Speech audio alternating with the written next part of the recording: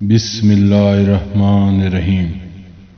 اور تمام قریشی شام کی طرف بے غرض تجارت جایا کرتے تھے، اور اس وقت ابو طالب نے بھی ان کے ساتھ شام جانے کا عزم کیا، اور آن حضرت صلی اللہ علیہ وآلہ وسلم شتر کی مہار پکڑتے تھے اور اس کو لے کر چلتے تھے۔ چونکہ اس وقت آپ کی عمر شریف کم تھی، ابو طالب چاہتے تھے کہ آن حضرت صلی اللہ علیہ وآلہ وسلم کو گھر بھیجیں، لیکن آن حضرت صلی اللہ علیہ وآلہ وسلم نے فرمایا، اے چچا جان، مجھ کو آپ اکیلا گھر نہ بھیجیں، آخر میں کس کے پاس رہوں گا، بس آپ اپنے پاس ہی رکھیے۔ یہ سن کر ابو طالب کے دل میں رحم آیا اور پھر آنسو بہا کر کہا، اے جان ام کہتے ہیں چچا کو، اے جان کچھ ڈر مت کرو، کوئی اندیشہ نہ کرو، تم سلامت رہو، تم کو مکان پر نہ بھیجوں گا۔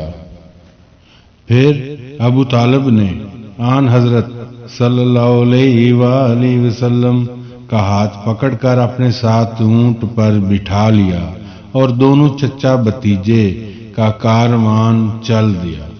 جب سب کاروان وادی شام میں پہنچے، وہاں ایک راہب کی عبادت گاہ تھی، اور اس بستی میں درخت سایہ دار تھا۔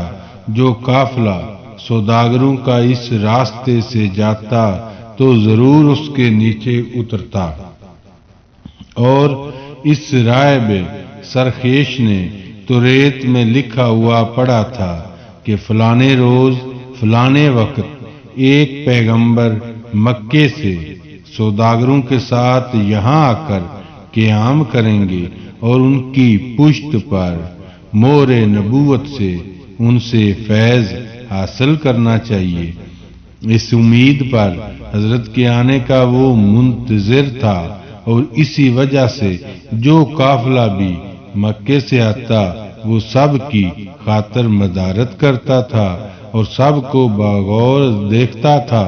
پس ابو طالب بھی اسی راستے سے حضرت محمد صلی اللہ علیہ وآلہ وسلم کو لے کر سوداگروں کے ساتھ اسی وادی میں پہنچے، اور وہ سرخیش راہب اس دن بلائے بام جا کر دیکھ رہا تھا کہ ایک قافلہ مکے سے آتا ہے اور ایک ٹکڑا بھی ابر یعنی بادل کا ان کے سر پر سایہ کیے چلے آتا ہے۔ پھر سب اسی درخت کے نیچے آ کر اترے۔ درخت نے تعظیماً کچھ جنبش کی اور ادب بجا لایا، چونکہ اس قافلے کے بیچ میں سید الکونین تشریف لائے تھے۔ اس سرخیش راہب نے یہ حال دیکھ کر ان سوداگروں کے پاس یہ کہلا بھیجا کہ مکیوں سے ہم کو محبت ہی محبت رکھتے ہیں۔ جو سوداگر مکے سے یہاں کر اترتے ہیں ہم ان کی خاطر کرتے ہیں، اور ہم نے سب کی دعوت کی ہے، تم بھی ہمارے مکان پر آؤ۔ یہ سن کر ابو طالب نے ان کی دعوت قبول کر لی اور رسول خدا کو ایک نوکر کے ساتھ اسباب کے پاس چھوڑ کر اس درخت کے نیچے بٹھا کر سب کے سب راہب کے گھر میں چلے گئے، اور راہب نے اپنی عبادت گاہ سے نکل کر سب کو دیکھا، اور پھر اپنے معبد خانے کے اوپر دیکھنے لگا اور کوئی باقی تو نہیں رہا، اور پھر دیکھا کہ جو ٹکڑا ابر کا جہاں تھا وہی موجود ہے۔ پھر اس نے سب سے کہا، ابھی تمہارے قافلے کے 2 آدمی باقی ہیں جن کو درخت کے نیچے چھوڑ کر آئے ہو؟ وہ بولے، ہاں، ہم لوگ ان کو اپنے اسباب کے پاس چھوڑ کر آئے ہیں، اور ان میں ایک تو ہمارا نوکر ہے اور ایک ہمارا لڑکا ہے، پھر رائے بولا ان دونوں کو بھی جا کر ہمارے یہاں لے آؤ۔ ایک مرتبہ پھر رائے بام پر جا کر دیکھتا ہے کہ اتنے میں کوئی جا کر پیغمبر خدا کو لے آیا اور وہ ابر بھی رسول خدا کے سر پر سایہ ڈالے ہوئے آیا۔ راہب نے یہ حال دیکھ کر کہا واللہ یہ ابر کا سایہ سوائے پیغمبروں کے اور کسی پر نہیں ہوتا۔ یہ کہہ کر رسول خدا صلی اللہ علیہ وآلہ وسلم کو اپنی جگہ پر لے جا کر بہت ہی تعظیم و تکریم کی اور طعام تحائف سب کے لیے حاضر کیے۔ جب سب نے کھانا کھانے سے فراغت کی تب راہب نے سب سے کہا یہ لڑکا کس کا ہے؟ سب نے ابو طالب کی طرف اشارہ کیا۔ راہب نے کہا مجھ کو معلوم ہوتا ہے کہ یہ لڑکا یتیم ہے اور ماں باپ اس کے مر گئے ہیں۔ یہ سن کر ابو طالب بولے تم نے یہ بات بالکل سچ کہی ہے، حقیقت یہی ہے اور میرا یہ بھتیجا ہے اور میری گود میں پرورش پا رہا ہے۔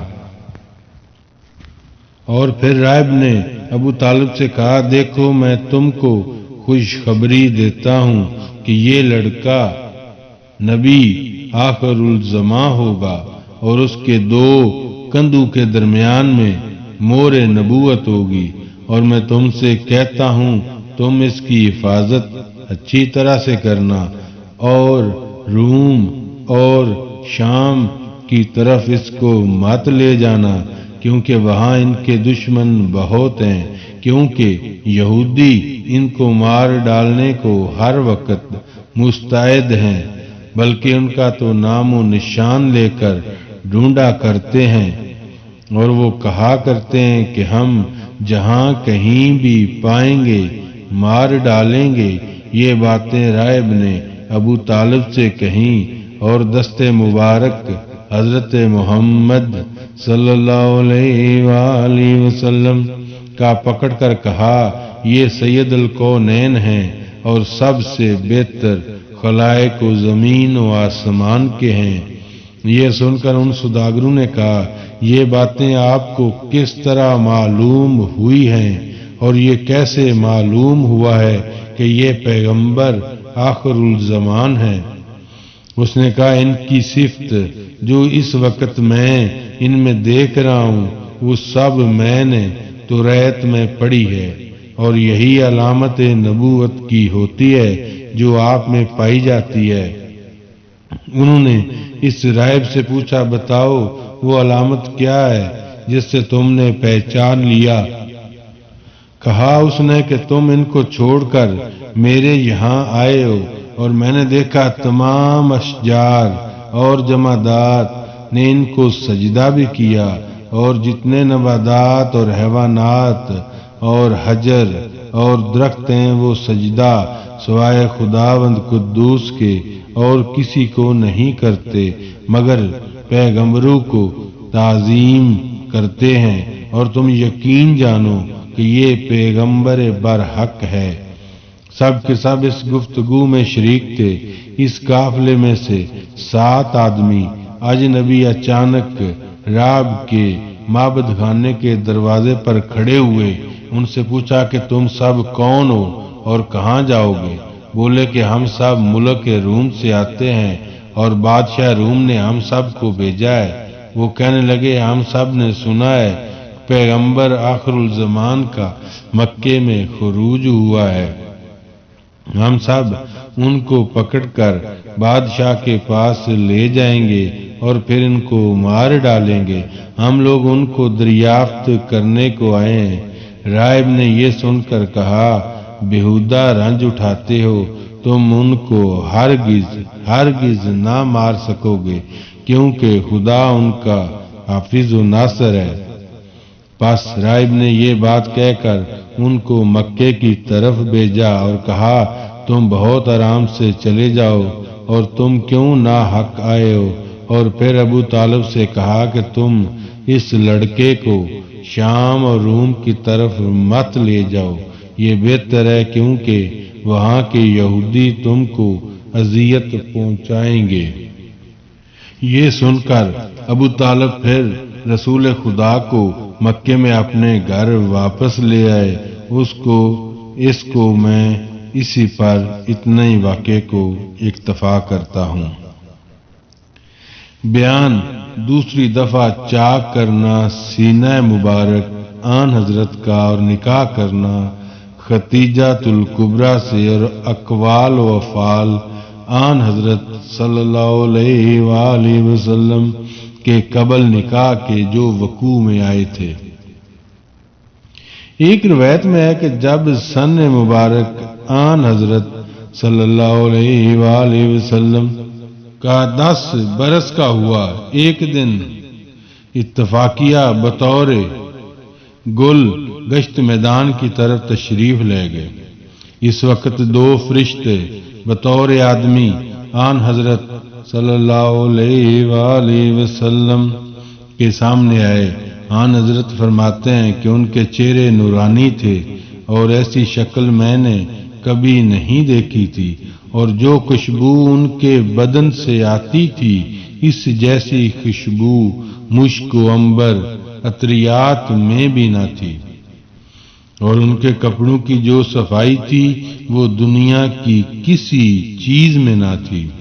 اور یہ 2 فرشتے حضرت جبرائیل علیہ السلام اور حضرت میکائیل علیہ السلام تھے۔ ان دونوں فرشتوں نے میرے کندھے پکڑ کر مجھے زمین پر لٹا دیا اور پیٹ میرا چیر ڈالا، لیکن کچھ خون بھی میرے بدن سے نہ نکلا۔ ان میں سے ایک فرشتہ ایک تشت میں نہ ایک بڑا تھال ہوتا تھا، میں پانی بھر کر لایا، اور دوسرے نے میرے پیٹ کے اندر ہاتھ ڈال کر سب کچھ دھو ڈالا اور کہا کہ سینہ ان کا چاک کر کے دل کے اندر سے خون سیاہ جو دل کے اندر ہوتا ہے وہ حسد و بغض اور بشریت کا ہے، نکال دیجئے، اس کے رحم اور شفقت رکھ دو۔ واسطے رحمت عالم کے پاس ایسا ہی کیا گیا، میرے پیٹ کو چیرنے سے مجھے کچھ درد و علم نہ ہوا، اور مزید ایک چیز مثال چاندی کے میرے دل پر رکھ دی، اور ایک دوائے خشک مانند صفوف کے اس پر رکھ دی، اور ایک دوائے خشک مانند صفوف رکھی، اور انگلیاں ہاتھ کی میری پکڑ کر کہا اب جاؤ سلامت رہو۔ اور آن حضرت صلی اللہ علیہ وآلہ وسلم نے فرمایا اسی دن میرے دل میں مہربانی اور شفقت خلق پر زیادہ ہوئی، اور غیظ و غضب سب کچھ جاتا رہا۔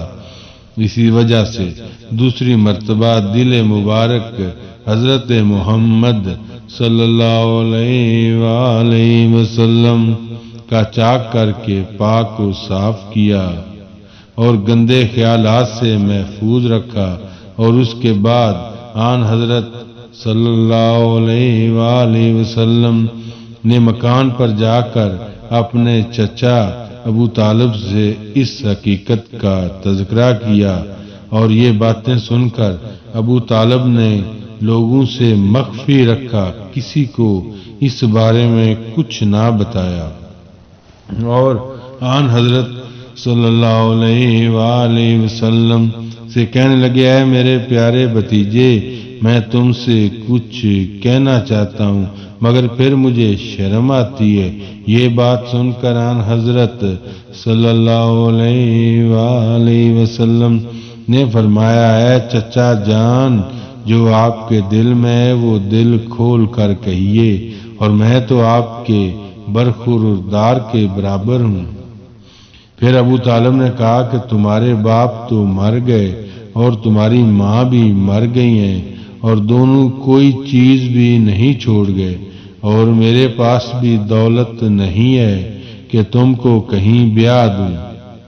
اب صلاح یہ ہے کہ میں چاہتا ہوں کہ ختیجہ دختر خویلد بہت مالدار ہے اور نوکر چاکر بھی بہت رکھتی ہے، اور نہایت مناسب سمجھ کر اجرت بھی دیتی ہے۔ اگر اس کے پاس تم نوکری کرو گے تو اس کے روپے سے جو تم کو منافع ہوگا پھر میں تم کو بیاہ دوں گا۔ اسی طرح سے میں اپنی آنکھ روشن کروں گا۔ بتاؤ اس امر میں تمہارا کیا خیال ہے اور تم کیا چاہتے ہو؟ مجھے اپنے پاک خیالات سے آگاہ کیجیے۔ آن حضرت صلی اللہ علیہ وآلہ وسلم نے فرمایا میں تو بطور برخوردار کے ہوں اور آپ کی بات بصر و چشم قبول ہے۔ یہ کیسے ہو سکتا ہے کہ میں آپ کی بات نہ مانوں؟ اور مجھے یقین ہے جو کچھ آپ میرے حق میں کریں گے انشاءاللہ وہ بہتر ہوگا۔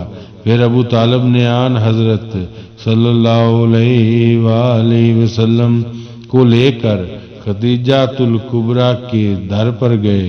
اندر سے غلام نے آ کر پوچھا تم کون ہو اور کہاں سے آئے ہو؟ ابو طالب نے کہا خدیجہ سے کہو ابو طالب تمہارے دروازے پر کھڑا ہے اور آپ سے عرض کرنا چاہتا ہے۔ یہ باتیں سن کر اس غلام نے جا کر خدیجہ سے کہا اور بولی کہ ان کو اندر لے آؤ۔ پھر ان کا وہی غلام آیا اور ابو طالب سے کہا تم کو اندر بلاتی ہیں۔ پھر ابو طالب نے آن حضرت صلی اللہ علیہ وآلہ وسلم کو لے کر اندر گئے تو دیکھتے کیا ہیں کہ خدیجہ ایک تخت پر بیٹھی تھی اور تقریباً 70 کنیزیں ان کی خدمت میں کمر بستہ کھڑی تھیں۔ خدیجہ نے ابو طالب سے کہا آپ نے یہاں آنے کی کیوں تکلیف برداشت کی اور اس وقت آپ کا کیا مقصد ہے؟ انہوں نے کہا یہ میرا بیٹا ہے، بڑا دروازہ ہے اور اس کا نام محمد ابن عبداللہ ہے۔ اگر آپ ان کو اپنی سرکار میں بطور نوکر رکھیں تو فیض عام سے آپ کے یہ بھی بہرہ مند ہوں گے اور پھر دعا کریں گے۔ یہ سن کر خدیجہ نے کہا اس سے اور کیا بہتر ہے، بہت اچھا، آج سے میں ان کو نوکر رکھا۔ ایک روایت میں ہے کہ حضرت ابو بکر صدیق اور حضرت علی کرم اللہ وجہہ سے کہا کہ خدیجہ رسول خدا صلی اللہ علیہ وآلہ وسلم کی قریبی رشتہ دار تھیں، لیکن ان کا شوہر مر گیا تھا اور وہ بیوہ تھی اور بہت زیادہ دولت مند تھیں۔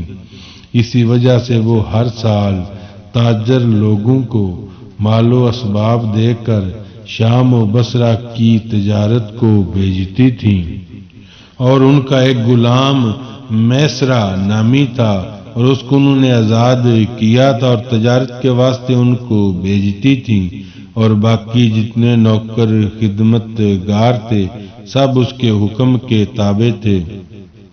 ایک دن خدیجہ نے بالا خانے سے دیکھا کہ حضرت کے سر پر ایک ابر سایہ دار ہے اور آن حضرت صلی اللہ علیہ وآلہ وسلم چلے جاتے تھے۔ یہ دیکھ کر انہوں نے آن حضرت صلی اللہ علیہ وآلہ وسلم کو نزدیک بلا کر بکریوں کی پاسبانی پر مقرر کیا۔ تھوڑے دن میں حضرت صلی اللہ علیہ وآلہ وسلم کے قدم کی برکت سے خدیجہ کی بکریاں پہلے سے زیادہ ہونے لگیں اور بہت دودھ بھی دینے لگیں۔ پس خدیجہ کی نگاہ ہمیشہ رسول خدا پر تھی۔